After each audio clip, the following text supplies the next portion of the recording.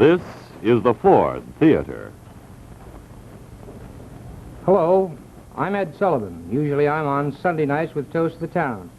But I've come over to the Ford Theater tonight to tell you about a recent trip and visit I've had.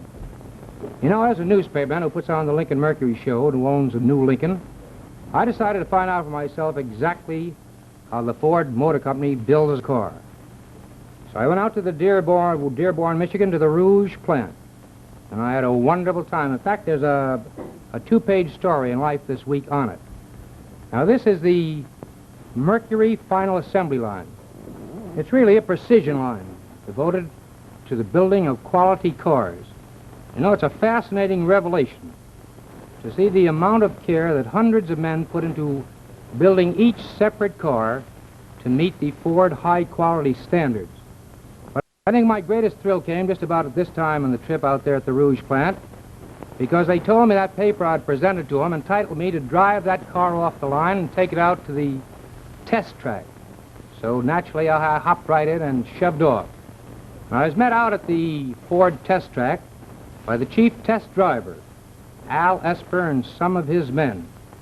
And they humored me along. They put on a regular, Al Esper did at least, put on a regular test driver jacket. And they loaded the car with instruments, because when Ford tests a car, they really test it. Now, that instrument they're putting in front there is a super accurate gasoline gauge. They check that very, very carefully. Al Esper told me that the tests I was to undergo were typical tests. That wheel in back there, that fifth wheel, is really a wheel with a purpose. It's an electric speedometer.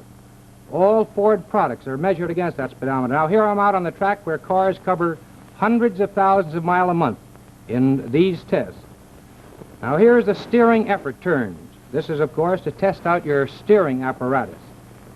And here's the hill they sent me up. And what a hill, 37 degrees, equivalent to the highest hill in this country, the toughest hill, out in San Francisco. This tests your brakes, it tests your clearance, it tests about everything else. Now, this cobblestone here is a test on rubber. 200 miles on that is the equivalent of 50,000 miles of ordinary driver, and watch the way that car stays level there.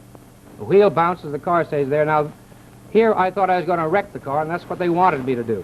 This is the body twist blocks. An attempt to twist that body right over the car. This is the mud bath, and when you pass through that, you come into the water bath. Here's another severe test.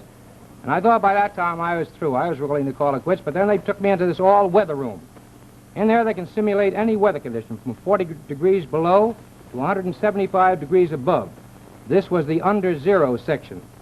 And it was really freezing in there. You needed that costume. I scraped off this thing. The idea here was to see if after that freezing a car would start right up, you know, to qualify it for weather in any section of our country. So I pressed the starting button, and watch what happens. There goes the exhaust, and I backed right out of there. So I said to Al Esper, when I got out there with my ice-sheathed car, I said, well, what about this is the Mercury, what about the Ford? So they sent me out in the Ford, and I put that through the test. And then they put me into a Lincoln, because all of these cars are submitted to this test, and every product that comes out of there must pass these tests, because that's the way Ford does it. Actually, I had the most fascinating time out in Dearborn. I saw how precision manufacturing methods build quality in Ford products, and I saw how constant checks and testing not only make sure the quality is there, but I saw the results of that quality. I learned what it means to me as an ordinary driver and to you. At Ford, the production line is the precision line, and it pays off in quality cars, trucks, and tractors. I know because I was there. So when you buy a Lincoln, a Mercury, or a Ford car, or a Ford truck, or a tractor, you're buying an honest-to-goodness quality product.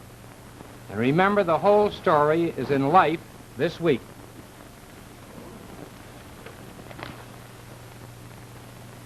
And now